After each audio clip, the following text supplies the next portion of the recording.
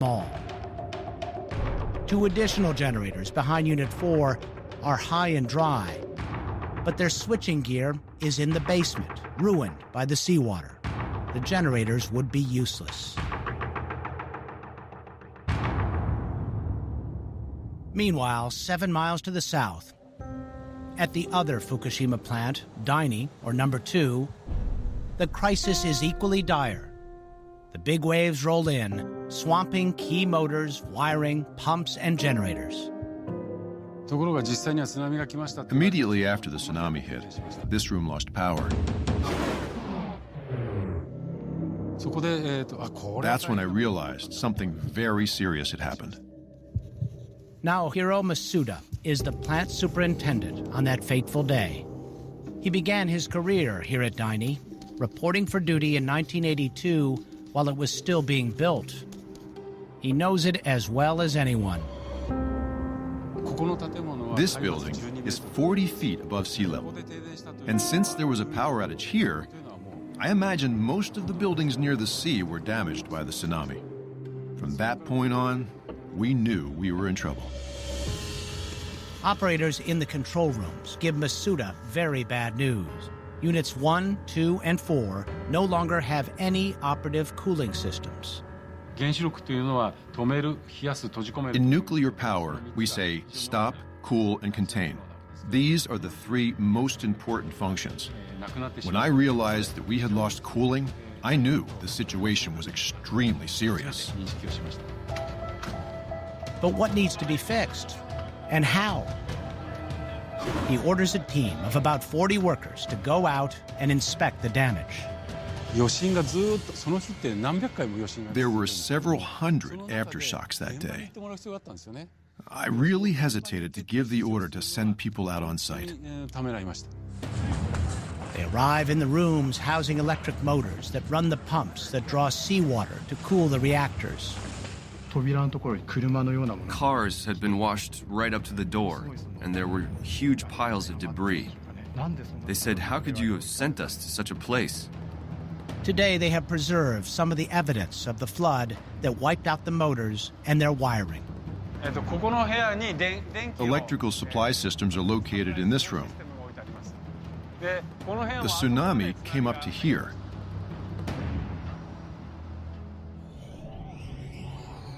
Back at Daiichi, reactors 1 through 4 are now in total darkness, and things are quickly spiraling out of control.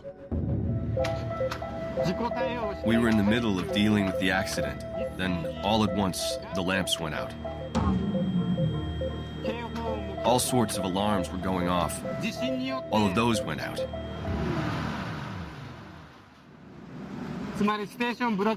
Basically, a station blackout. Station blackout, the 2 most dreaded words in the world of nuclear power generation. At Fukushima Daiichi, reactors 1 and 2 not only lose the alternating current that powers the pumps and valves, but also the direct current, there to keep the instruments working.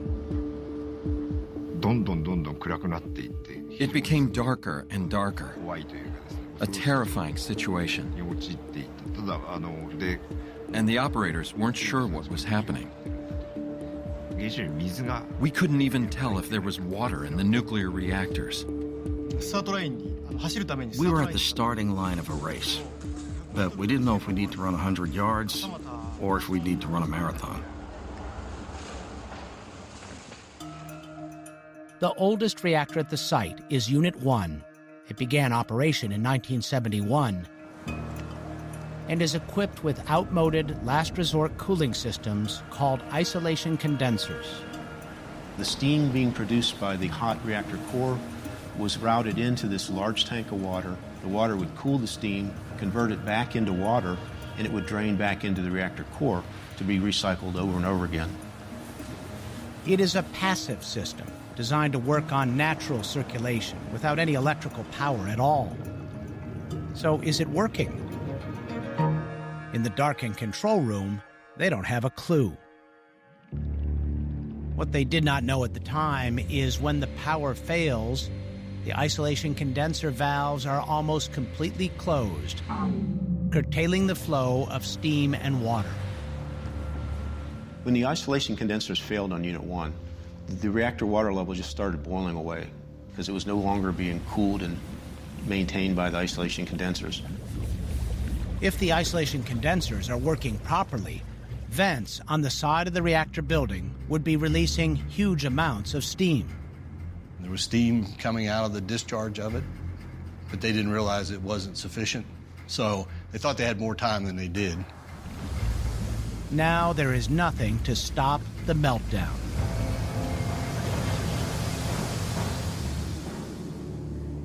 At 3:42 p.m., 15 minutes after the tsunami waves rolled in, TEPCO notifies the national and local governments that there is a special event at the plant.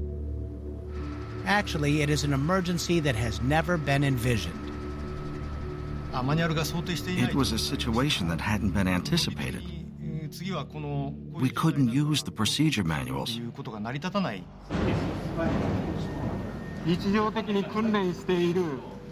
What was happening was beyond what we trained for on a daily basis. Using what little information we had to decide immediately, what can we do? What should we do? It was a race against time. They desperately need power, but from where? TEPCO dispatches generator trucks, but they are slowed by earthquake and tsunami wreckage. When they finally arrive, late on the 11th, damage to the plant's electrical system makes it all but impossible to connect them. So they must improvise, hoping to jury-rig their dead instruments back to life by raiding the parking lots, grabbing as many batteries as they can from buses and cars. It took several hours to figure out how to connect the batteries. They had the schematic wiring diagram, and they were furiously examining it for several hours. We ended up wasting a lot of time. Meanwhile, the water is boiling away fast in Unit 1. But how fast? 6 hours after the tsunami at 9:19 p.m., they finally get the batteries and some portable generators rigged so the instruments can flicker on. The gauges show the water level in Reactor 1, normally 20 feet above the top of the uranium fuel, is now only 8 inches above it. They pencil in a running record of the water levels right beside the gauge. But the pressure in the vessel is so high it causes inaccurate instrument readings. They learn later the uranium fuel had actually been exposed for 3 hours. It's becoming more like a lava flow from a volcano. So it overheated, melted, released the radioactive contents, and started falling into the bottom of the reactor vessel. In Tokyo, Japan's Prime Minister, Naoto Kan, worries that he might have to order a mass evacuation from Fukushima all the way to Tokyo. 50 million people. If Tokyo needed to be evacuated, I feared the entire nation of Japan would be paralyzed by chaos for quite a long time. At 9:23 p.m., he orders everyone living within 2 miles of Daiichi to evacuate immediately so TEPCO can prepare to vent some steam. Radioactive steam. At this stage, radioactive iodine-131 is the isotope of greatest concern. It is linked to thyroid cancer. Children are most vulnerable. We knew we had to vent, but the question was how. There was no electricity, and the valve was pneumatic. We needed an air compressor to open it, but we didn't even have that. Khan becomes increasingly frustrated and impatient. Even though we approved it, many hours went by and they still had not vented. We asked them why. A specialist from TEPCO told me, I don't know the reason.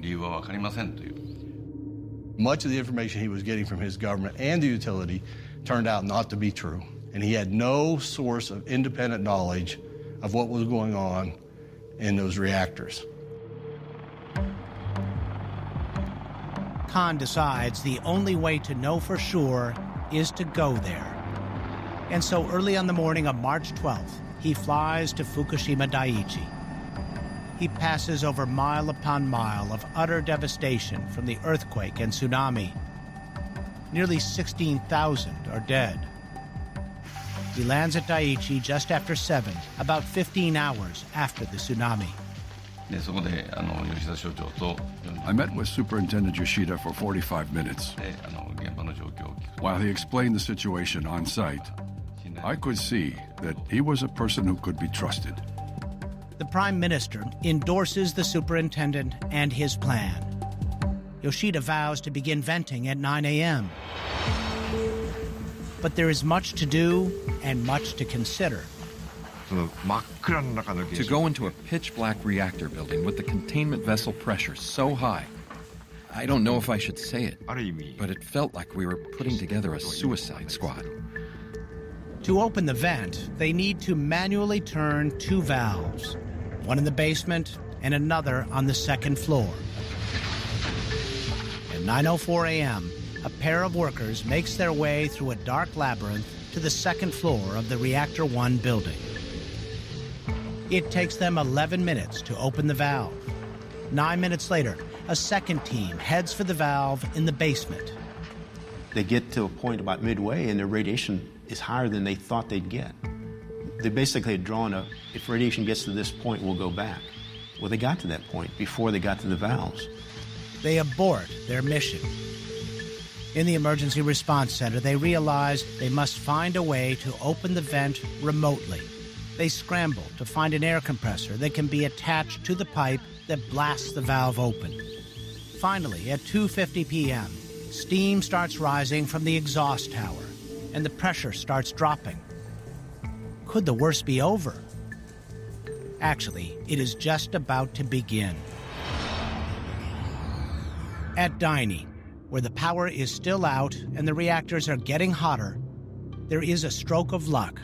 There is power inside the radiation waste building behind Reactor 1. But they need it down by the water. Naohiro Masuda decides to lay cables, hoping to restore cooling to the reactors. Each of the 4 reactors needs 3 operative pump motors. They need to lay 5.5 miles of cable to connect them all. He needs supplies urgently, at least 50 big spools of heavy-duty cable. Masuda orders the cable, but the shipment is delayed.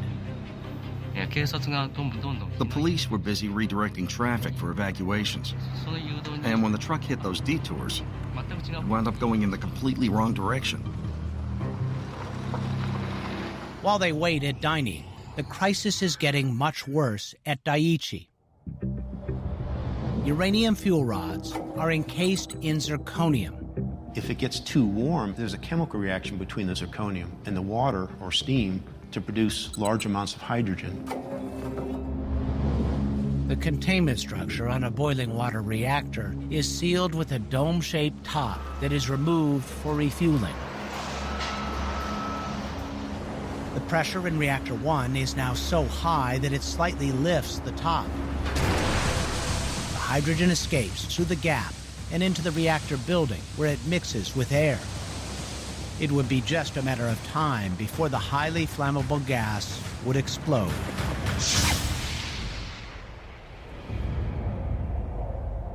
It is 3:36 p.m. Suddenly, there was an upward thrust, an impact that seemed to push the whole building upward, and it became completely dark. I thought it was just another aftershock, but we all sensed something was very wrong. Then headquarters told me that the top of the reactor building was completely destroyed. When I heard that, I was shocked.